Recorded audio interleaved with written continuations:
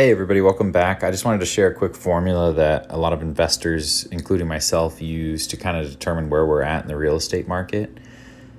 It's called absorption rate, which is the number of homes sold within a specific time period divided by the total number of available homes.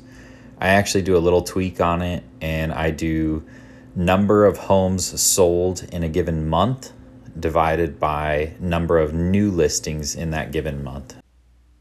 If you want to do the absorption rate formula for your area, a lot of times you can find the information online. If you can't for some reason, then you can ask a realtor in the area. So for example, I found this online for Spokane, Washington, which is another hot real estate market. You know, people from Seattle and Portland are moving there because it's cheaper. And as you can see, the new residential listings as of July 1st, 2022, this is the numbers for June. 1,057 homes were listed in June 2022, so last month. And as you can see, 668 homes were closed in June of 2022. Sold homes in a given amount of time, which I usually just do a month or 30 days, divided by new listings in the exact same time frame of the sold homes, which equals the absorption rate that I go off of. So for example, if 500 homes sold in June 2022 and 1,000 new listings in that same market were put on the market in June 2022, that means there's a 50% absorption rate, or 50% of the new listings are being absorbed. Reverse it, which is what we've been seeing for the past probably year or so, maybe even a couple of years. 1,000 sold homes in June 2022 divided by 500 new listings in June 2022, that would be a 200% absorption rate, or 200% of the listings are being absorbed, which means they're dipping into the overall supply. So not only is every single listing, in theory, being purchased and sold in the same month, they're also dipping into the inventory that was already there before these listings came on the market.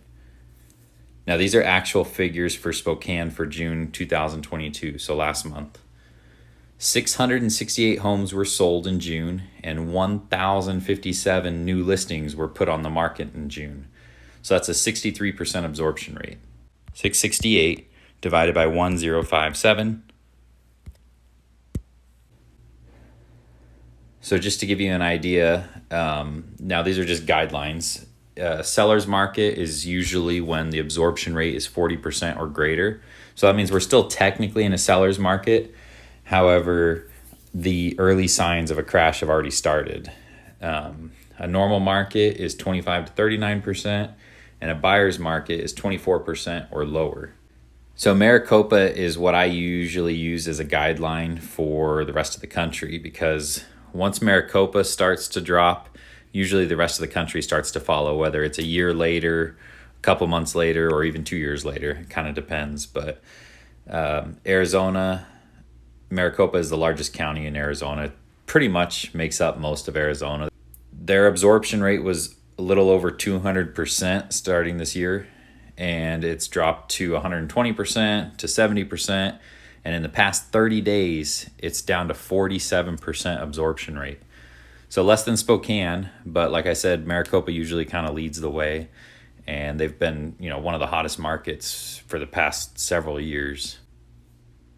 So hopefully this formula, you can use it. You could just do a quick Google search, see if you can find it for your area. If not, I'd recommend just reaching out to a realtor, and you might want to have them do only single family homes, because condos, townhouses, land, that kind of stuff kind of skews the numbers a little bit.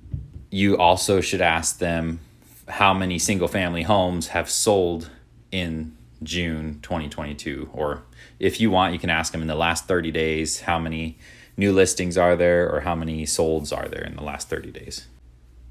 I'd be interested to hear what formulas or what indicators you use to determine the housing market and whether it's a good idea to invest.